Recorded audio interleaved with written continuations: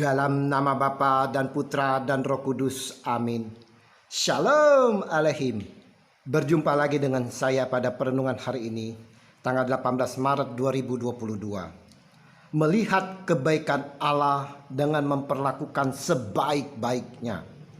Bacaan liturgi hari ini diambil dari kitab Kejadian 37 ayat 3 sampai dengan 4, dilanjutkan dengan ayat 12 sampai dengan 13a, dan dilanjutkan ayat 17b sampai dengan 28, dan Injil Matius 21 ayat 33 sampai dengan 43, dan dilanjutkan dengan ayat 45 sampai dengan 46.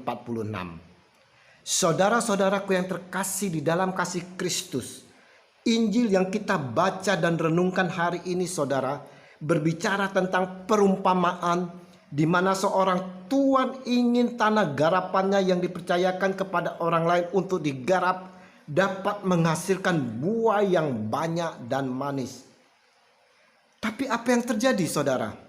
Setelah tuan tanah pulang dari berpergian jauh, dia mengutus suruhannya untuk mendapatkan hasil bagiannya.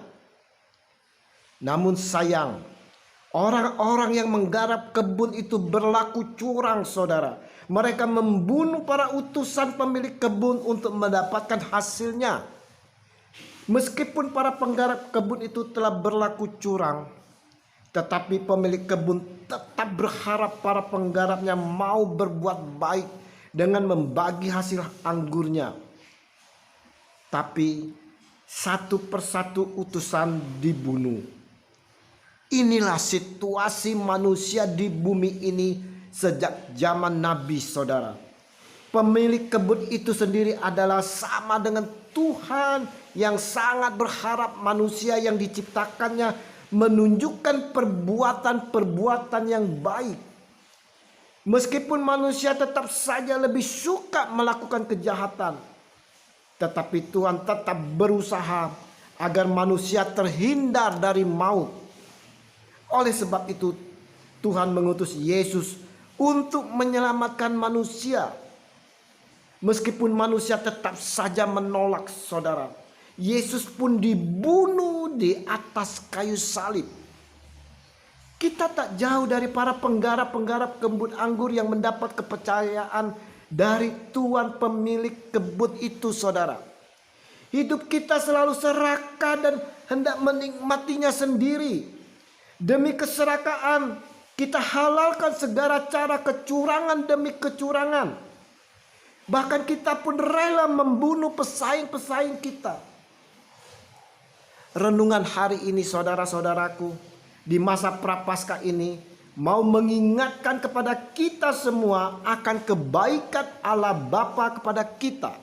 Dia telah mempercayai kita dengan berbagai posisi, jabatan, kuasa kepada kita.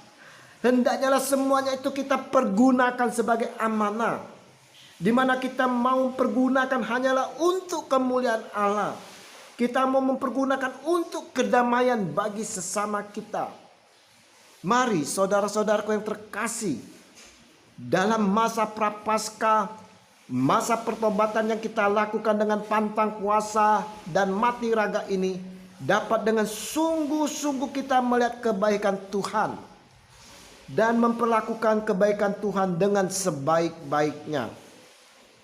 Dalam pertobatan ini pula, mari kita menghasilkan buah yang baik, yang manis, agar Tuhan sang pemilik hidup kita bersukacita atas perbuatan kita.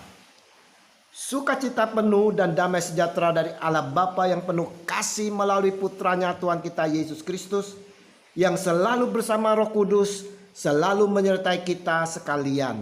Amin. Dalam nama Bapa dan Putra dan Roh Kudus. Amin.